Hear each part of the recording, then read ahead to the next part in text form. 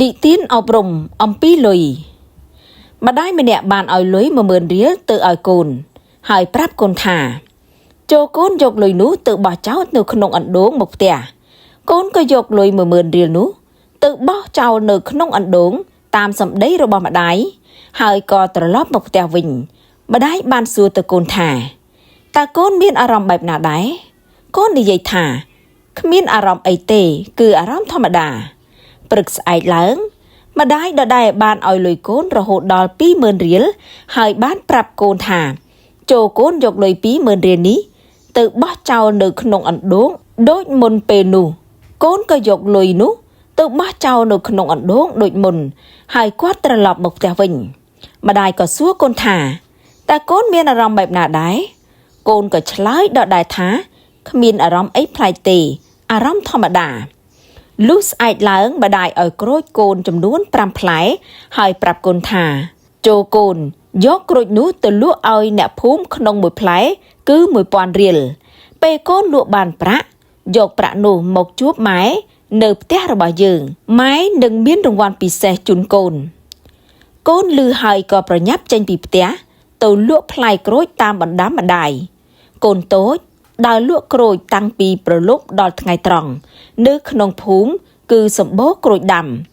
អ្នកភូមិមិនសូវមានអ្នកណាចង់ញ៉ាំក្រូចទេកូនតូចដើរលក់តាំងពីព្រឹករហូតដល់ថ្ងៃក្តៅខ្លាំង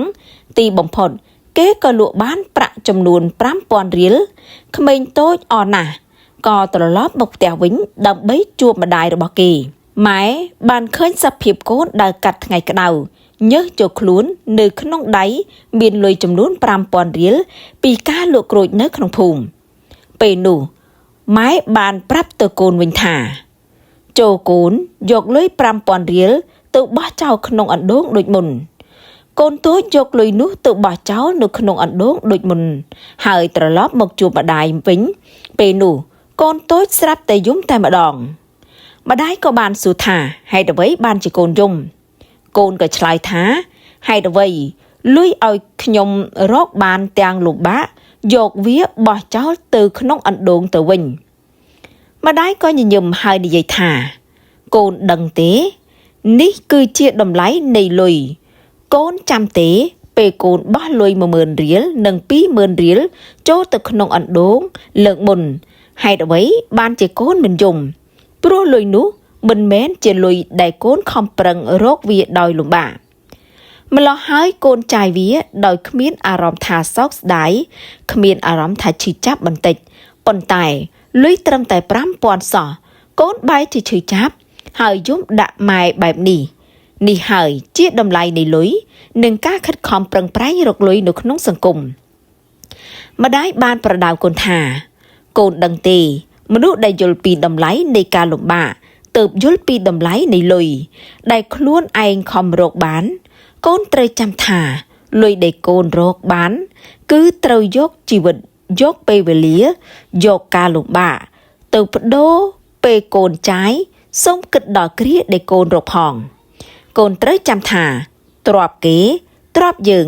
សុទ្ធតែមានតម្លៃកូនកុំបំពានទ្រព្យអ្នកដទៃដើម្បីសោយសុខ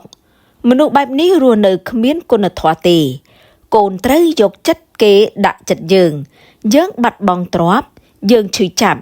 គេបាត់បង់ទ្រព្យក៏ឈឺចាប់ដូចគ្នាយើងកុំបំផ្លាញអ្នកដទៃដើម្បីឲ្យខ្លួនឯងរីកចម្រើនបុណ្យកុសលដែលបានមកពីការផ្ដល់ចំណីដល់ឆ្មានិងឆ្កែអនាថាការផ្ដល់ចំណីដល់ឆ្កែនិងឆ្មាអនាថាត្រូវបានចាត់ទុកថាជាការធ្វើបុណ្យដោយមេត្តាទានដ៏ខ្ពង់ខ្ពស់ព្រោះវាជាការជួយសង្គ្រោះជីវិតដែលកំពុងស្រេកឃ្លាននិងគ្មានទីពឹងអានិសង្សនិងផលបុណ្យដែលអ្នកនឹងទទួលបាន1អានិសង្សលើផ្នែកជីវភាពរស់នៅមិនខ្វះខាតចំណីអាហារតាមជំនឿរឿងច្បាប់កម្មផលការផ្ដល់អាហារនិងបញ្ជូនផលឲ្យអ្នកផ្ដល់ឲ្យមានហូបចុកគ្រប់គ្រាន់មានភាពធូរធារក្នុងជីវិតនិងមិនធ្លាក់ខ្លួនដល់ចំណុចដាច់ពុះឡើយការរកឃើញផ្លូវចេញនៃបញ្ហាការជួយសត្វដែលកំពុងជួបការលំបាកប្រៀបដូចជាការសាងពន្លឺសម្រាប់ខ្លួនឯងនៅពេលជួបឧបសគ្គនឹងមានអ្នកមកជួយជ្រោមជ្រែងឬរកឃើញផ្លូវដោះស្រាយជានិច្ច2អានិសង្សផ្នែកទំនាក់ទំនងនិងមេត្តាបារមី ជាទីស្រឡាញ់នៃមនុស្សនិងទេវតាចិត្តដែលពោពេញដោយមេត្តានឹងបញ្ចេញនូវរស្មីនៃសេចក្តីសុខនិងធ្វើឲ្យមនុស្សជុំវិញខ្លួនមានអារម្មណ៍សុវត្ថិភាពនិងចង់នៅក្បែរសត្រូវនឹងក្លាយជាមិត្តកាត់បន្ថយមីនះនិងអញនិយមការអោនចុះផ្ដល់ចំណីដល់សត្វដែលគេបោះបង់ជួយដុតខាត់ចិត្តឲ្យមានភាពទន់ភ្លន់និងធ្វើឲ្យចិត្តគំនិតកាន់តែខ្ពង់ខ្ពស់ 3. អានិសង្សផ្នែកសុខភាពបន្តអាយុសង្ខារនិងសុខភាពការតជីវិតឲ្យសត្វលោកជឿថានឹងជួយឲ្យជំងឺដង្កាត់ផ្សេងៗបានធូរស្រាលនិងមានអាយុយឺនយូរចំណុចគួរប្រយ័ត្នដើម្បីទទួលបានបុណ្យបរិសុទ្ធ 100% រក្សាអនាម័យកុំទុកកំទេចអាហារឬថង់ប្លាស្ទិកឲ្យកខ្វក់ព្រោះអាចរំខានដល់អ្នកដទៃបើធ្វើឲ្យគេក្តៅក្រហាយយើងអាចនឹងបានបុណ្យផងនិងបានបាបដោយសារការរំខានគេផងផ្ដល់ចំណីឲ្យចំកន្លែងនិងពេលវេលាព្យាយាមបង្ហាត់សត្វឲ្យស៊ីនៅកន្លែងមានសុវត្ថិភាពដើម្បីកុំឲ្យមានគ្រោះថ្នាក់ចរាចរណ៍ឬប៉ះពាល់ដល់សណ្ដាប់ធ្នាប់សាធារណៈតាំងចិត្តឲ្យជាឧបេក្ខាផ្ដល់ឲ្យដោយក្តីមេត្តាដោយមិនរំពឹងផលតបស្នងទោះបីសត្វនោះមិនស្គាល់យើង